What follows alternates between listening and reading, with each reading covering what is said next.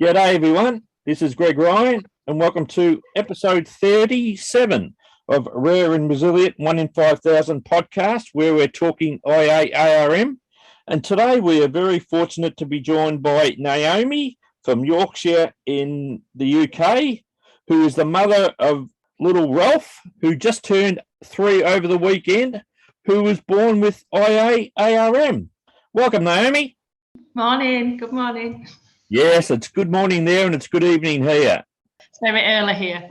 Naomi, if you just want to give us a bit of a brief insight into your journey with Ralph.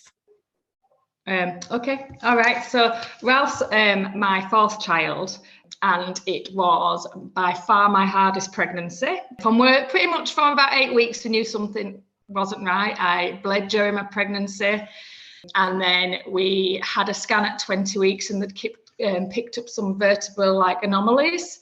So we were sent for extra tests and scans, and we were advised to have some chromosomal studies, which was only offered at about 24 weeks, but we decided not to go with that.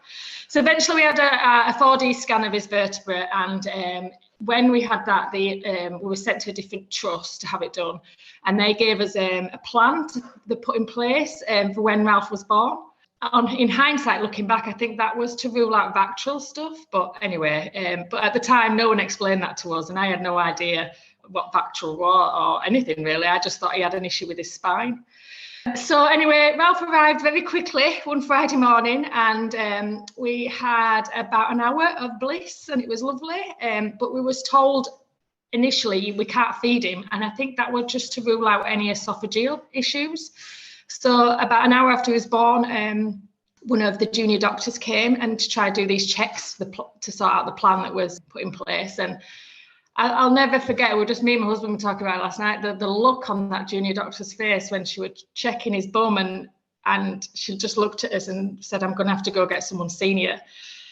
And as far as we were concerned, it was just his spine that had an issue. And then they came back and told us that he had no anus. Your world just falls apart.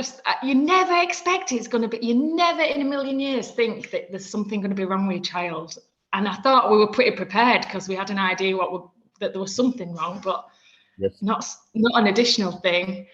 And it just went so fast that week. So he was transferred from our local hospital out of the county because there was no paediatric surgical beds. So we had to blue lighted to a different hospital where he had his surgery a day old. So he had his colostomy and mucus fistula formed. By the time we got there at 12 hours in, he was passing stool urethral with his urine. So we knew that he had a fistula.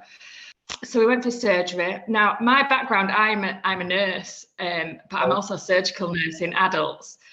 I actually spent 6 months of my nursing many years ago as a stoma nurse. So when the nurses at this hospital found out that this was my background, they were quite happy for us to be discharged home quite quickly because they, I think, presumed that I'd be quite confident in doing most of this stuff, and doing histoma cares and all that malarkey.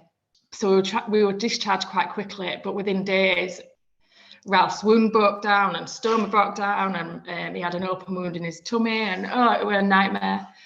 So he ended up back in hospital and all sorts of issues. And then obviously COVID came along and everything got delayed, and he didn't end up having his PSAP operation till he was over a year old. He had lots of little complications and little surgeries in between. So he had his PSAP when he was about a year old, and then we struggled for a whole year with dilatations. It were awful. It were one of the worst times, but I think made harder because of COVID, so we didn't have that much support. So it took us a year to get to his desired size. He had to have, he had a prolapse. And I remember emailing you about it, actually going, "This is awful, I don't know what to do." I felt so on my own, and my husband's an accountant, so he had no idea. And I don't want to say they want the support. I just think everything just collapsed almost because of COVID, and everyone were just struggling on at home. And so it took us a year to get to the desired size. And then he had his colostomy reversed just about 11 months ago. So we're now in the period of trying to get them in, like the pattern of getting used to his bowels, which is like another journey. So yeah, that's Ralph's story. So I know that we've spoken about this previously. Do you think because the medical team knew you were a nurse that probably affected the way they treated you? I think, to be honest, Ralph's had about 8 admissions into hospital. I think we were trying to count it up, and I don't like saying to him I'm a nurse, and I don't like saying I'm a surgical nurse, because I don't want people to presume that we are, because it's so different when it's your own child. Yeah, you have an idea of things going on, but I do think you get treated a little differently, and there's the presumption there that you know what's going on. And don't get me wrong, I do know what's going on, but I think you do get treated a little differently, but it worked to my advantage as well. Like, I've got 3 other children, and I am desperate to get home to them other children. And when I feel safe with Ralph, don't get me wrong, I'll push it and say I feel happy enough to go home. And I suppose there's aspects of, if I need to get hold of people, I know what to do. I know how to get hold of them, and so I obviously use that for our benefit as well. But I think initially, when we were transferred to the different trust, we were out of area, we didn't know where we were going to stay.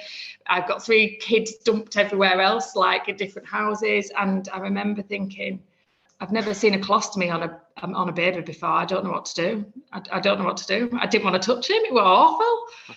But you soon settle in. But I think we just got on with it. But I don't think you realise until afterwards. You think, I feel out of my comfort zone now. So yeah.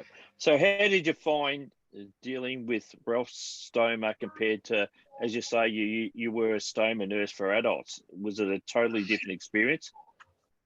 Well, do you know what? I've been qualified 15 years as a nurse. I'm a nurse practitioner now, but I see stomas on a regular, like daily basis. It's not, I just had a secondment for like 6 months as a stoma nurse. And it's so completely different, because you're, as an adult, you're encouraged to look after your stoma. So you're there to support a person. You're not there constantly, like, and I don't know about other parents in situations where they've got a newborn with a stoma, but you're constantly changing that bag, and it's exhausting. It were awful. And you get told that it'll only be for a few months. It went on for 2.5 years nearly. It were awful. It were just, but now in hindsight, I kind of miss the bag sometimes, because his bowels are all so up and down that we almost had the security and safety of that bag we'd got used to. And now I'm like, you don't know when he's going to go. It's a nightmare. There's no pattern to it at all. But from an adult stoma to a paediatric baby stoma, it was almost 2 separate entities. They're so different. I understood how they worked, but it was really hard getting my head around it. I almost wished I were like my husband, that I had no idea. So did the PSAP take so long because of COVID? So I mentioned before, he had his mucus fistula was done, and it completely closed over because of a wound infection. So he couldn't have his leukogram to check for his fistula. We had to have his mucus fistula refashioned, so then he could have his leukogram. So that delayed stuff a bit. And then by the time he'd had his leukogram and they'd confirmed he'd got this, I think he had a rectobulbar fistula, which I think it's quite near his bladder.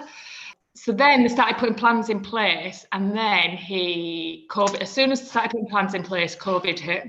And then I don't know what it were like where you guys are, but they stopped doing quite a lot of elective surgeries for a period of time. And then we got to about October, and they started doing that, which was another like stressful time, because it was only me that could go into hospital, and I had to stay in the same ward. And especially first time around, it was awful, because you were just stuck in this one bed with a child that it was only just over 1 year old, and he were constantly wanting to get out. I remember him pulling his catheter out, and the consultant being furious. I was just like, this is awful. You didn't have any respite. So I think COVID had an element of it. It definitely got delayed. But Ralph had a few issues, and I think he got a temperature at one time, and they refused to do the surgery. But then it felt like it happened again to get to his. It took another year and a bit to get to his next surgery. So yeah, it's been a journey. So it took a year between the PSAP and the closure of the colostomy. Yeah. Now, I had no idea how long it'd take. But they give you an idea, and it's only since, I think, in the last few months, I've joined a forum on Facebook. So as a nurse, I really struggled during COVID with Facebook and social media. And I remember coming off it completely. And I found like you via Instagram, I think, which I found a bit more, but I found it really hard as a nurse in COVID. So I just came off it. And then I ran a marathon, so I needed to get some sponsorship. So I got my Facebook up and running again. And then I joined a forum. And it was only when I've joined that forum and you see other people's journeys, you realise actually there's some kids that are having the PSAP done within a few months of being born. And I was like, oh my goodness, like that wasn't our journey at all. It was so drawn out. It went on forever. We were delayed as well because he ended up being quite poorly before he had his colostomy. He ended up having to go back to theatre. He was quite poorly with a collection. So he had to go have that drained. And then he ended up with chicken pox. You know what it's like? There's always one thing after another. And it honestly, it was a nightmare. But it's fine. We got there in the end. We're just now this next stage. And I remember when he was born and my mum so Ralph was born pre-COVID. So my mum and my husband were there. And I remember as soon as he said he had no anus, I knew exactly what it was. There was no explanation needed. And I looked at my mum and cried and said, I'm going to have a son that's incontinent. Whereas my husband had no idea. He had no idea what was going on. Whereas I did. I knew exactly. I see people in clinic, adults in clinic that have the same conditions, but 30 years on. So they're managing, having to manage the issues Ralph is having now. And it filled me with I just sobbed. But you've just got to get on with it, haven't you? And like you said recently to me, he doesn't know any different, and that is his normal. And I'm like, yes. Yeah, you're right, actually. Absolutely right. Like, I never even thought of it like that. But this is his normal. And actually, Ralph's pretty laid back. He's so chilled. He's like, but I think, I don't know what other kiddies are like. You read these forums and you know, there's some kids that are toilet trained and whatever. And he's nowhere near. Doesn't have any idea. Yes, I don't know what we're going to do, but we're just at the moment trying to manage with laxatives and a combination of stuff. But I don't know. I can't be bothered stressing about it any longer. It is what it is, and we've just got to get on with it and accept that this is life now, I suppose. But it took me a while to get to that point. I remember thinking, what have I done? What have I done something in my pregnancy to do? What have I done? Is it my fault? I think that goes with anything. If you've got a child born with any issues, you think you blame yourself, don't you? So, what did they find with the spine when he was born? How's that been? So he's under the spinal team at the local hospital as well. Well, actually, it's not. He goes to a different hospital. So he's initially found to have an anomaly between his T12 and L1 vertebra. So initially they thought it were hemivertebrate, but it wasn't until he was born and he had an MRI and CT. He was put to sleep for that. And they found that he actually has an extra vertebra, but it's a wedge vertebra. So he has an element of, kyphosis and it's got a spinal curvature basically. So he has to go 6 monthly at the moment to monitor the degree of his spine curvature, with a plan possibly to remove this extra vertebra that's making it. I don't think they touch that until he's a certain age, because they've got to wait for the spine to be a bit more formed, because I think they're going to have to fuse this vertebra. I think that's the idea. But again, that's another thing. You've got to try and make a decision on your child that's based on a prediction. We don't know how he's going to be. It may get worse. It may stay pretty static. So that's why he goes to the regular X-rays to keep an eye on the percentage of this curvature. And maybe maybe he'll have another surgery. We don't really know. He had a prolapse repair. It was okay, actually. Out of all the surgeries this is the one he probably bounced back. And the reason he had the prolapse repair was because we were struggling doing the dilatations. We were getting nowhere. We couldn't do it. It was awful. And he thought that I couldn't understand. And again, I emailed you. I'm like, just explain to me why has he got a prolapse when he's not passing any stool? Like, why? This is ridiculous. Like, nothing's coming through. He's got his colostomy. And it was getting harder and harder.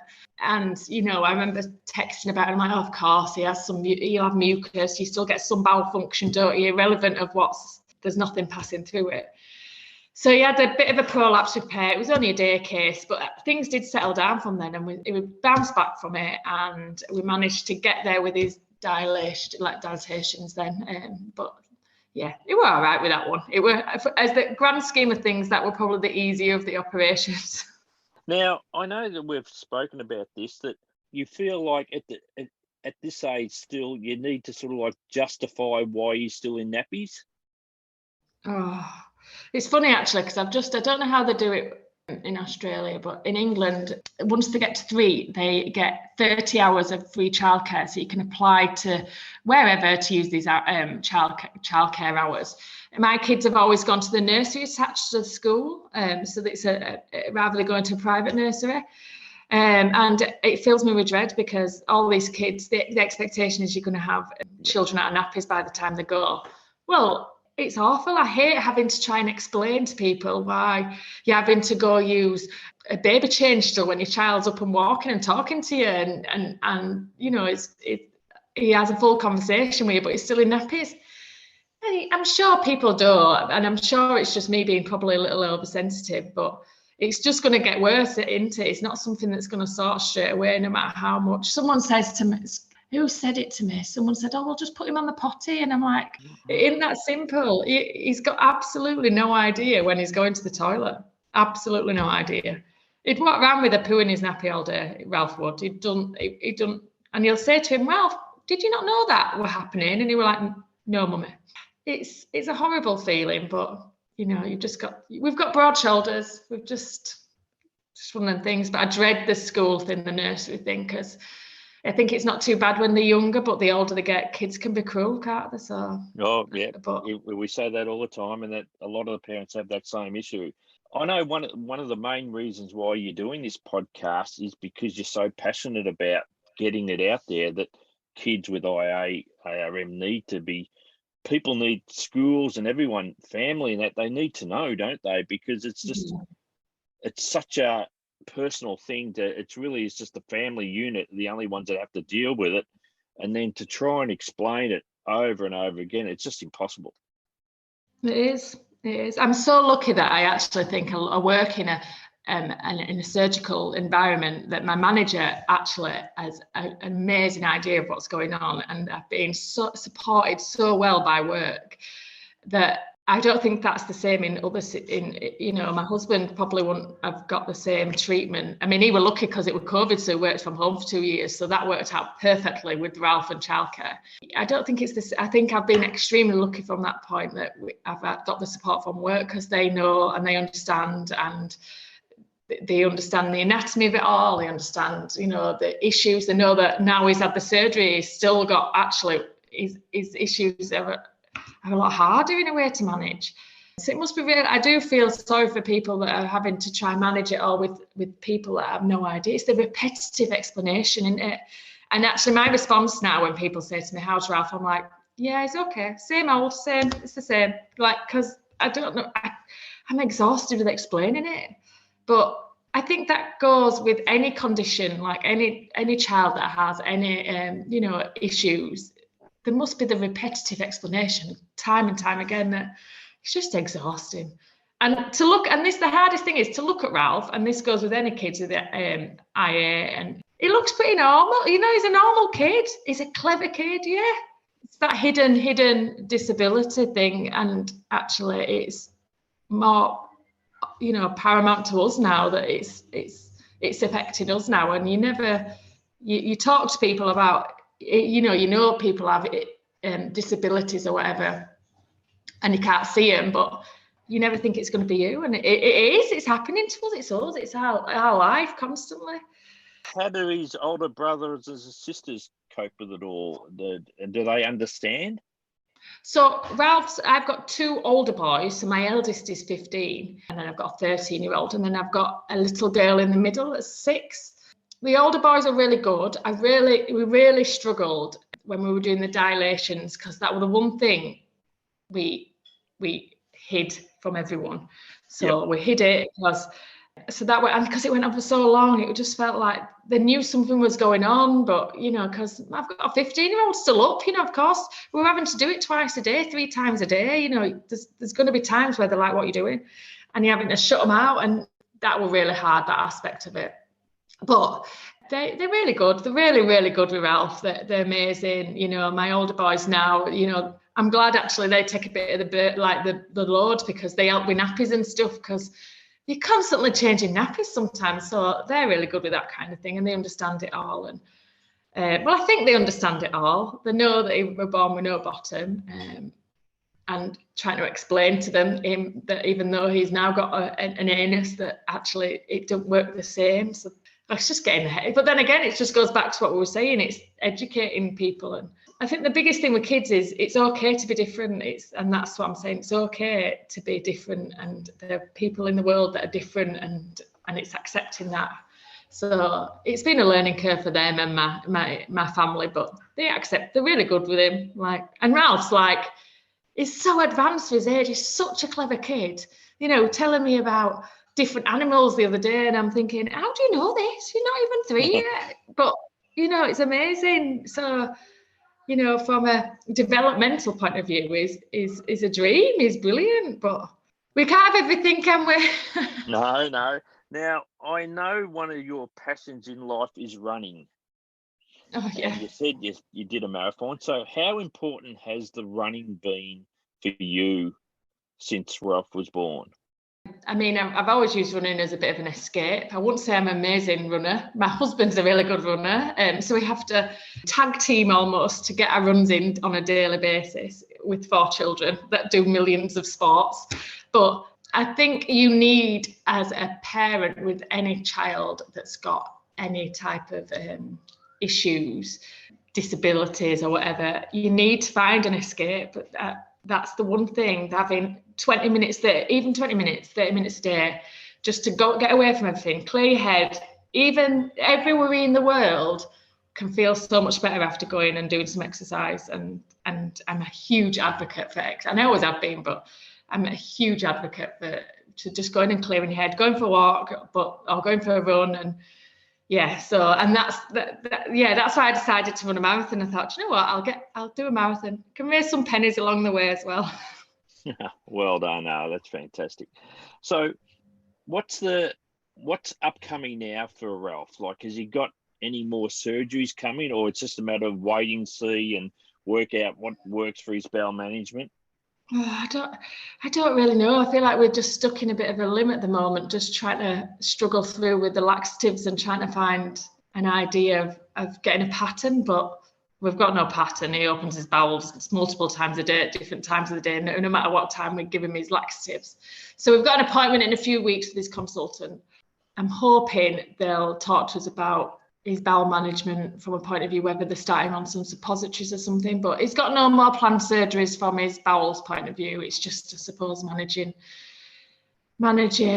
I think the thing is what are we expecting? If someone says to me, you know, this after he's had this surgery, that you expect this, but there isn't, is there? That you don't know how many times he's going to go. What is normal? Well, there isn't normal. And you know, some days he'll open his bowels about 10 times a day, and then sometimes he's not so bad. And most nights he don't go down till about 11:30 at night, because we have to do that late night nappy change, and it's exhausting. But so I hope that when we see his consultant in a few weeks, they'll be able to get a better idea of bowel management and maybe the next step, because I feel like we've been stuck in this trying to get a pattern for the last 6 months, and it's no different to when he had his surgery, 11 months ago. So yeah, that's the next step. I don't know whether we'll end up with some suppositories or something. I don't know, but they manage this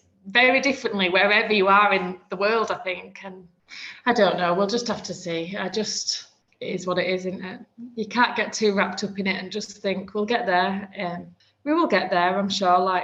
What is normal anyway? So Ralph has his own normal. So, yeah. But no, oh, it's a nightmare, but it could be worse. The one thing that I remember saying, Ralph was transferred out of county to this, it was Sheffield Children's Hospital, and we were on a surgical paediatric ward, and there were some poorly kiddies on there. I remember sitting there thinking, this could be so much worse.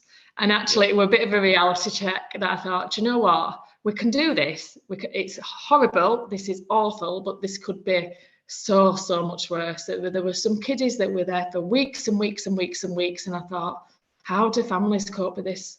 So I've always got to try and think. And I've always thought from that day, like, it could be worse. And actually, we are so blessed to have Ralph. And like, yeah. You know what? All kids have issues. There's if it's not physical issues, there's something always going on with your children. So you've just got to embrace it. And that's what I keep. We all have down days. And that's okay. I think you're going to have days where it gets on top of you and you think, this is rubbish. But I'll always try to go back to it could be worse. It could be. And actually, it's a dream, really. He's a gorgeous little boy, but with perfectly imperfect, as we call him. Oh, that's a very good analogy. And how have you coped with it all yourself, like from an emotional level? Sounds like you've had the ups and downs as well. Yeah, I think, I don't know. I don't know if it was just because.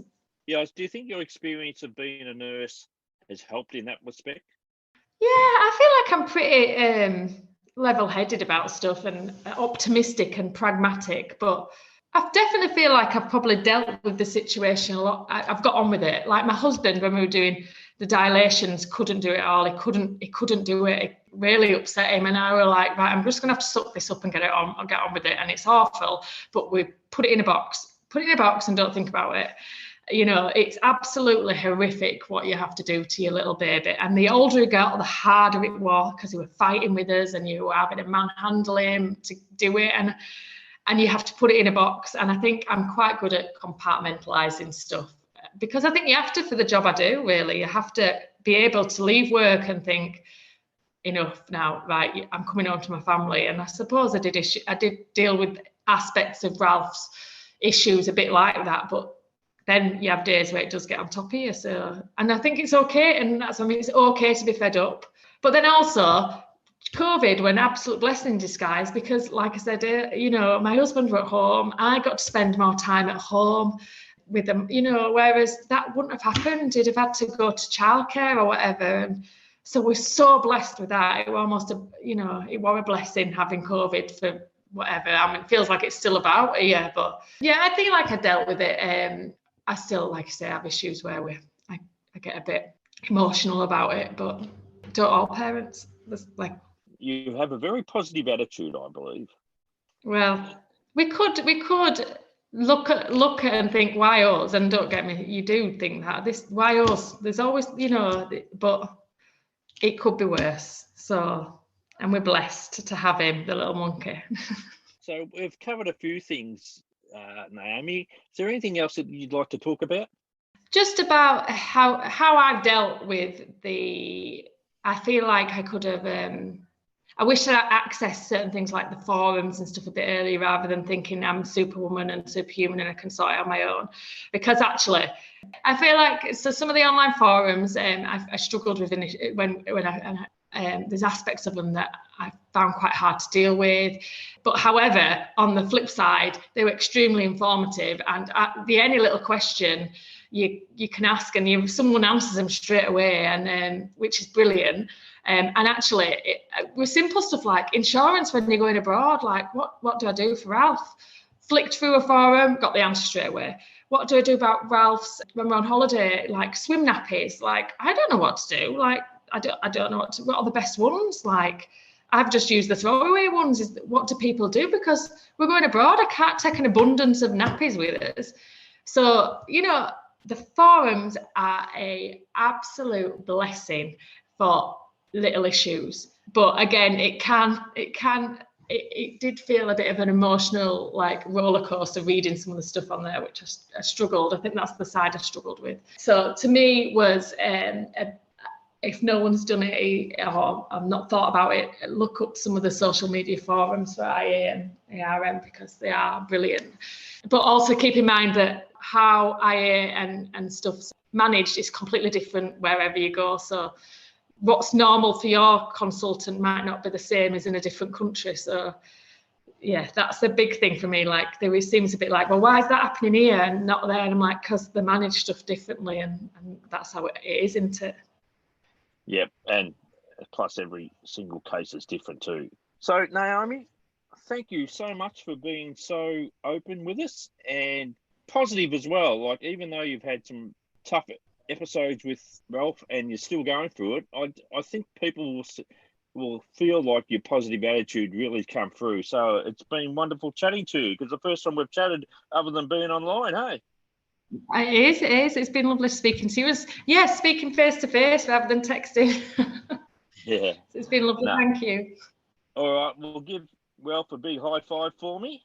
Yeah, I can't believe he's not come in yet. So we've done well. Yeah, I've done well. All right, Naomi. Bye-bye. Bye.